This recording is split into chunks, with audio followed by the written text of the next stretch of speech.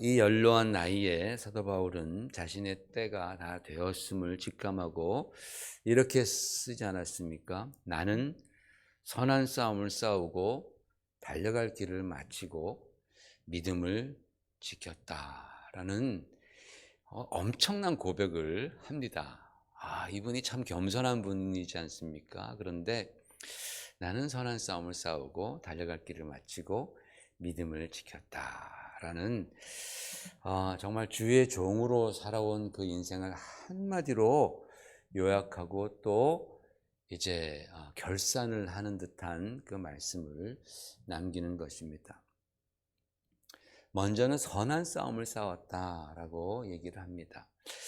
여러분, 우리 인생은 진짜 치열합니다. 그죠? 우리 인생은 참 치열합니다. 전쟁터를 방불케 하는 그러한 싸움들이, 각종 싸움들이 파도처럼 연일 밀려옵니다. 뭐 별별 싸움들이 다 있죠. 보면은 우리가 일터에서 그런 싸움이 제일 많겠죠. 직장에서 뭐 승진을 위한 그런 치열한 경쟁이 있겠고, 또 매출을 위해서 얼마나 정말 발바닥에 땀이 나도록 머리가 터지도록 그렇게 경쟁사들과 또 소비자들과 기싸움을 하고 싸움을 합니까? 또 그것뿐만 아니라 가정에서도 가정을 지키기 위한 싸움이 있지 않습니까? 사춘기를 지나는 자녀들과의 그런 싸움이 있고, 또 부부들과의 성격 차로 말미암은 그러한 또 그것을 조정하기 위한 정말 긴 세월의 그런 싸움도 있고, 진짜 싸우기도 하고, 그렇죠? 그러다가 진짜 막 싸우기도 하고 삐지기도 하고. 그리고 또 학생들은 학교에서도 얼마나 또 싸움이 있습니까? 우리 무지와의 싸움, 그죠? 참 세상 살아가려면 알아야 되는데 무지와의 싸움이 있습니다. 장장 일반적으로 15년 정도는 교육을 받습니다. 굉장히 교육을 많이 받죠. 긴 세월 동안 어린아이에서부터 그렇게 경쟁을 합니다. 뭐 건강을 지키기 위한 싸움도 있습니다. 뭐 특별히 요즘에는 뭐 살과의 전쟁 그런 말도 있지 않습니까? 살이 뭐 죄라고 살과의 전쟁도 있습니다. 물론 악에 맞서는 싸움이 있고, 우리 같은 이민자들은 새로운 문화, 언어, 그리고 특별히 차별 등과의 싸움도 있습니다. 굉장히 그것이 보이지는 않지만 아주 심각한, 그리고 막대한 우리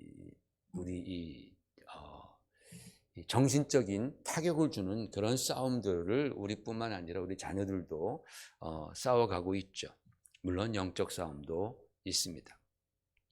이런 각종 싸움들 속에서 우리는 늘 선하고 의로운 편에 서야 합니다. 그렇지 않으면, 우리가 사악하게 싸운다면, 우리가 악의 편에 서서 싸운다면, 우리가 비록 그 싸움에 이겼다 할지라도, 그래서 큰 부와 명예를 얻었다 할지라도 우리는 악인이 되고 사회를 어지럽히는 존재가 되고 인생에 큰 오점을 남기게 되는 거죠. 그래서 나중에 하나님 앞에 서면 정말 하나님께 책망 듣고 부끄러운 그런 마음을 감출 수 없게 될 것입니다. 그래서 우리가 싸울 때에 이 페어 플레이 참 중요합니다. 페어하게 싸우는 것, 그리고 또 그보다 더 중요한 것은 무엇을 위해 나는 이 싸움을 하는가? 나는 무엇을 위해 내 인생의 싸움을 하고 있는가? 이것도 굉장히 중요합니다. 그런데 오늘 사도 바울이 나는 선한 싸움을 싸웠다라고 말할 때 그 선한 싸움의 의미는 내가 페어 플레이를 했다, 또는 세상에서 말하는 어떤 선한 목적을 위해서 살았다라는 그런 뜻보다는 그가 오직 그리스도와 복음을 위해서 싸웠다라는 뜻이 맞습니다. 그에게 선한 싸움이란 예수 그리스도와 복음을 위한 싸움이었다라는 것이죠. 왜냐하면 사도 바울이 예수님을 믿기 전에도 그는 의로운 사람이었다라고 스스로 말을 합니다. 율법을 지키면서 아주 엄격한 잣대로 자신을 페어하게 살도록 그렇게 힘써 왔습니다. 그러나 그런 자신의 그런 지나간 삶들, 예수 그리스도를 알지 못했던, 복음이 없었던 그런 삶을 그는 배설물처럼 여겼다라고 고백하지 않았습니까? 그만큼 예수 그리스도를 나에게 모시고 그분을 위해서 살아가는 삶, 그분과 그분의 복음을 위해서 싸웠던 그 삶이 훨씬 더 가치가 있고 그리고 귀한 삶이었기 때문에 그렇습니다. 저 여러분의 인생도 그런 귀한 인생이 되시기를 주 이름으로 축원을 드립니다.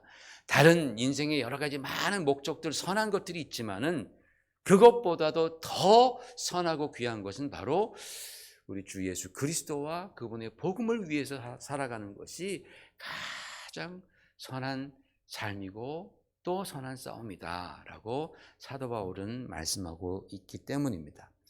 그러나 여러분, 그러한 선한 삶, 그러한 선한 싸움을 사는 것이 결코 쉬운 일은 아니지 않습니까? 세상이 평가할 때에 그 당시에 사도 바울 자신이 속해 있던 그 바리새파라는 그룹은 정말로 고상하고 의롭고 그리고 거룩하고 파워풀한 그러한 집단이었습니다. 그 그룹 안에서도 주목을 받았던, 앞날이 창창했던 젊은이가 바로 사울이었었습니다. 그런데 그는 예수님을 만나고 그곳을 떠납니다. 그런 집단에서 그는 분리가 됩니다. 그 후로부터 그들로부터 얼마나 많은 비난과 모욕과 핍박을 받았습니까?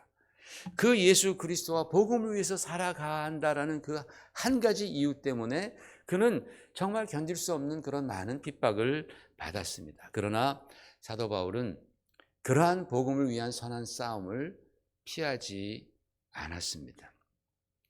여러분, 세상에 누가 비난받기를 좋아하고 누가 모욕과 수치를 당하는 것을 기뻐할 사람이 어디 있겠습니까?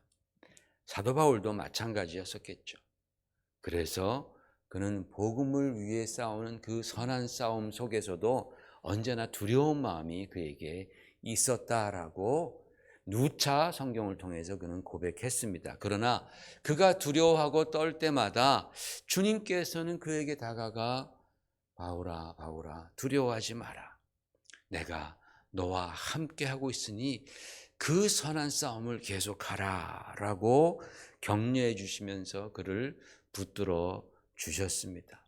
그랬기에 사도 바울은 마지막까지 주님의 주시는 그 격려와 또 능력을 힘입어 자신에게 맡겨준 선한 싸움, 복음을 위한 싸움을 마칠 수 있었습니다. 지금도 우리 주님께서는 복음과 주 예수 그리스도를 위해 선한 싸움을 싸우는 성도들을 붙들어 주십니다. 오늘도 주님께서는 변함없이 그러한 주님의 백성들을 기뻐하십니다. 그리고 말씀해 주십니다. 내가 너와 함께한다. 힘내라. 내가 너를 잊지 않고 있다. 힘을 내고 이 선한 싸움 네가 끝까지 경주하여라. 물론 우리가 다 사도 바울이 될 수는 없겠죠. 그러나 우리가 처한 상황 속에서 복음에 합당한 그리스도인의 삶을 사는 것, 나에게 주어진 환경, 나에게 주어진 그 직분, 나에게 주어진 그러한 그 영역 안에서 복음에 합당한 삶을 사는 것, 그것이 바로 선한 싸움이라고 저는 믿습니다. 그럴 때에 우리의 인생은 하나님께서 영원히 인정해 주시는 귀한 인생이 될 줄로 믿습니다. 선한 싸움 같이 싸우십시다. 두 번째로 사도 바울은 내가 달려갈 길을 마쳤다라고 그렇게 고백을 했습니다. 이 사도 바울의 이 말 속에서 두 가지 의미를 발견해 봅니다. 첫 번째로는 이제 하나님의 때가 되었다라는 것이겠죠.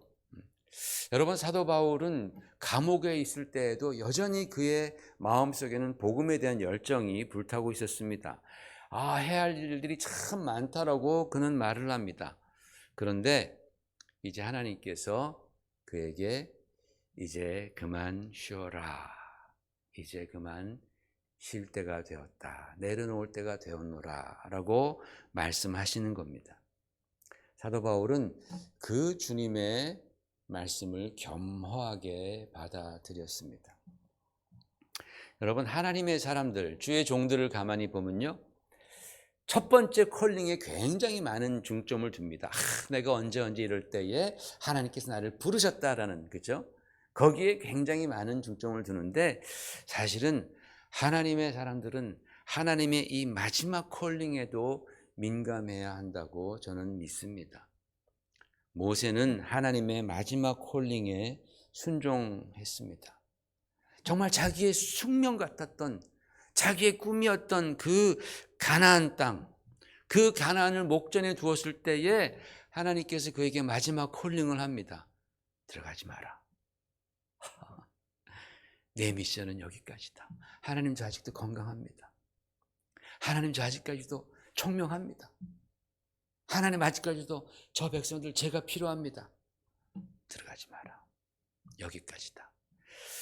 그 주님의 마지막 콜링 들었을 때 이 모세는 얼마나 충격적이었겠습니까? 얼마나 어떻게 보면 실망스러웠겠습니까?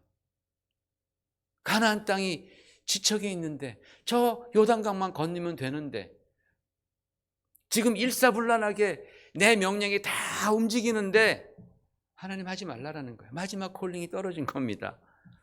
그때 모세는 깔끔하게 내려놓습니다. 그거 못해서 어려워지는 그런 교회들이 얼마나 많습니까? 마지막 콜링에 민감해야 되는 겁니다. 침례 요한도 주 예수께 바통을 넘겨드린 후에는 깔끔하게 물러가지 않습니까? 이게 바로 주의 종들이 가져야 할 마지막 모습이라고 저는 믿습니다. 그럴 때에 하나님께서는 사람이 생각하는 것보다 훨씬 더 큰 일을 하시고 더 크게 영광 받으시는 줄 믿습니다. 두 번째로 내가 달려갈 길 마쳤다라는 데는 아쉬움은 있지만 만족한다라는 그런 의미가 숨어 있다고 생각을 합니다. 그만큼 사도 바울은 후회 없이 그리스도와 복음을 위한 싸움에 자신의 인생을 쏟아 부었던 것입니다. 여러분, 제가 20, 30대, 제가 좀 어렸을 때 연세 드신 분들을 보면 도대체 할아버지 할머니는 누가 되는 것인가 그런 생각을 하긴 했습니다. 하곤 했습니다. 어리석은 생각이었겠죠. 제가 젊을 때는 도대체 저 할아버지 할머니는 누가 되는 것인가. 물론 나도 한 40, 50년 후에는 저렇게 될 것이다 라는 걸 알고 있었지만 순전히 머리로만 알았습니다. 그런 때가 절대로 안 올 줄로 알았습니다. 그렇지 않습니까, 사모님? 나는 절대로 그렇게 안 될 거야. 근데 저도 벌써 60이 되었습니다. 한국에 있는 친구들은 이제 올 12월 달이면 다 정년퇴직, 그냥 다 정년퇴직 당합니다. 자영업하는 친구들을 제외하고는. 물론 이제 100세 시대라고 해서 뭐 벌써 기죽지 않아도 된다라고 하지만은, 그러나 사실 그게 더 무서운 얘기 아닙니까? 100세까지 살아야 한다는 것이. 벌써부터 제 몸이 예전 같지 않은데 100세란요? 쉬운 일은 분명히 아닙니다.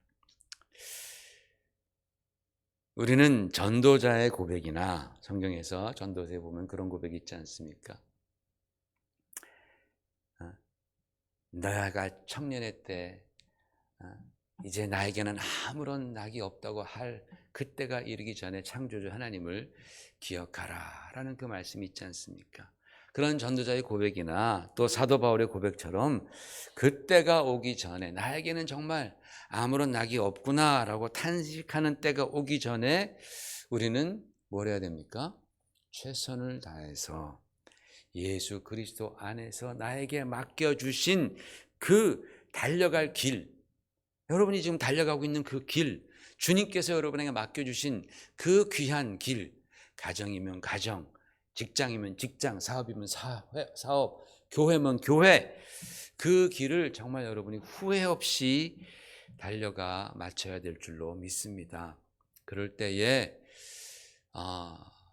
물론 우리가 그렇게 달려갈 때에 그것이 목적이 아닌 것이죠. 우리가 복음 안에서, 그렇죠? 복음 안에서 주님께서 나에게 주신 허락하신 것이다라는 그 믿음 안에서 달려가며 그 모든 환경 가운데 하나님께 영광을 돌리고 하나님께 감사를 드리고 또 주님의 지혜를 통하여서 주님의 뜻에 합당한 그러한 삶을 살아갈 때에 우리가 마지막에 나는 참 달려갈 길을 다 마쳤다. 이제 주님께서 쉬라고 하시는구나.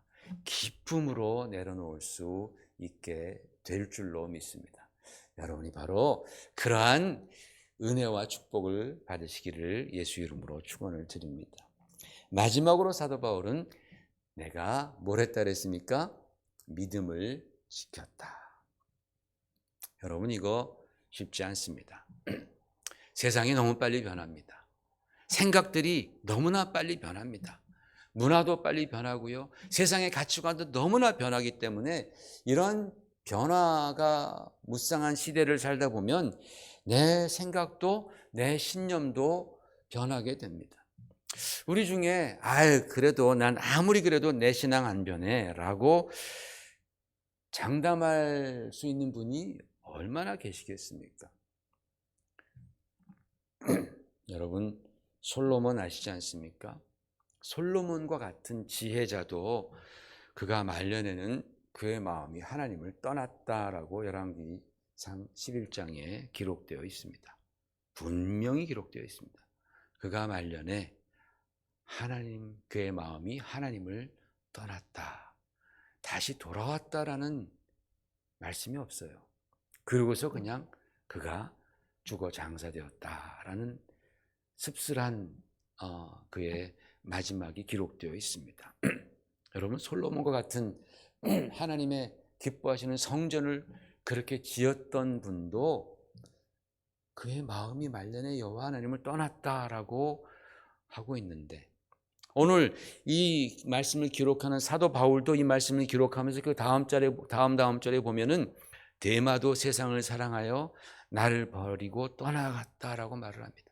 데마는 누구입니까? 사도 바울과 같이 동역하던 전도자였습니다. 동역자였습니다. 그런데 그가 세상을 사랑하여 떠났다라고 말합니다.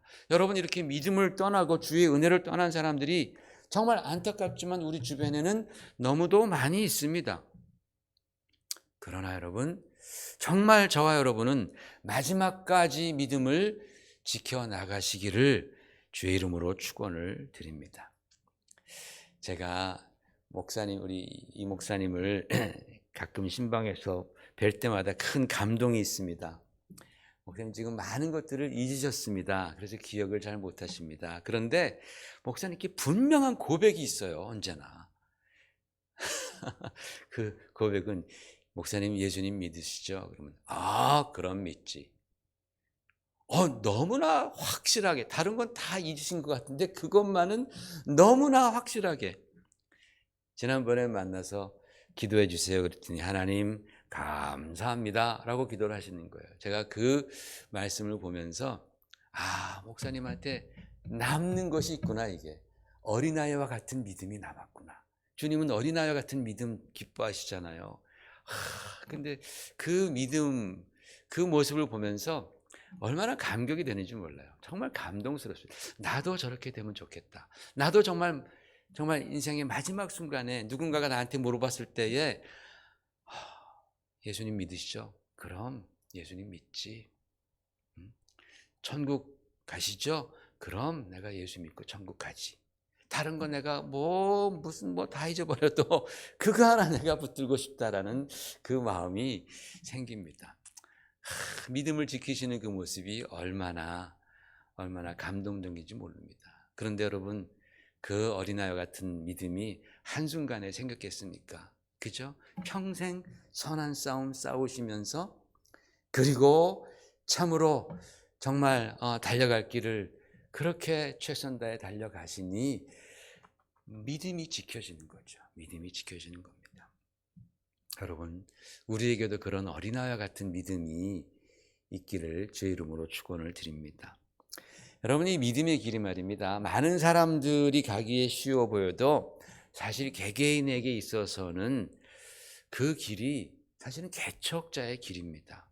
그리고 선구자의 길과도 같습니다. 왜냐하면 믿음의 길은 보이지 않기 때문에 그래요.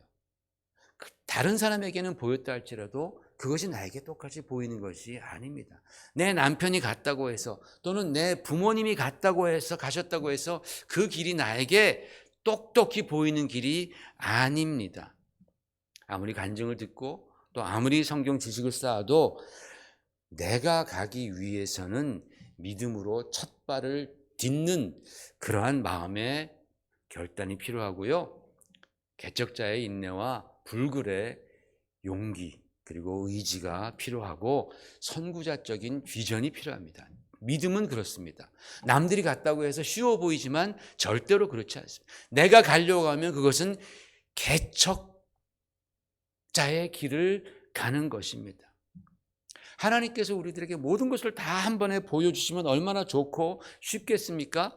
그런데 안 보여주십니다. 그냥 보일 듯 말 듯. 살짝 보여주셨다가 또 그 길로 가면 또 금방 막다른 골목 또 벽을 만나곤 합니다. 그래서 힘든 것이고 그래서 믿음의 길을 가기 위해서는 믿음이 필요합니다. 그렇게 보이지 않던 길도 믿음으로 말씀 읽고 기도하다 보면 또 그 길이 나타납니다. 보여지는 겁니다. 우리 하나님께서는 이렇듯 모든 것을 감춰 놓으시고 우리가 믿음으로 하나씩 하나씩 그렇게 풀어나가도록 만들어 주신 겁니다. 그래서 여러분 우리가 정말 이 마지막까지 우리가 믿음을 지키기 위해서는 용기와 인내 그리고 선택과 결단이 필요한 것입니다. 그렇게 사도 바울은 주의 종으로서 선한 싸움을 싸우고 달려갈 길을 마치고 그리고 믿음을 지킨 후에 이렇게 고백했습니다. 8절 같이 읽으실까요? 시작. 이제 후로는 나를 위하여 의의 면류관이 예비되었으므로 주 곧 의로운 제사장이 그 날에 내게 주실 것이며 내게만 아니라 주의 나타나심을 사모하는 모든 자에게도 오니라. 아멘. 이것이 바로 주님을 사랑하고 평생 주님을 섬긴 믿음의 선배의 기도이고 바람입니다. 오직 주 예수 그리스도께 인정받는 것, 그것이 그분께 큰 상급이고 기쁨이 되는 것입니다. 오늘 이 소망의 말씀이 우리 주님을 사랑하시고 섬기신 주님의 종들과 그리고 우리 모두에게 이루어지시기를 주의 이름으로 축원을 드립니다.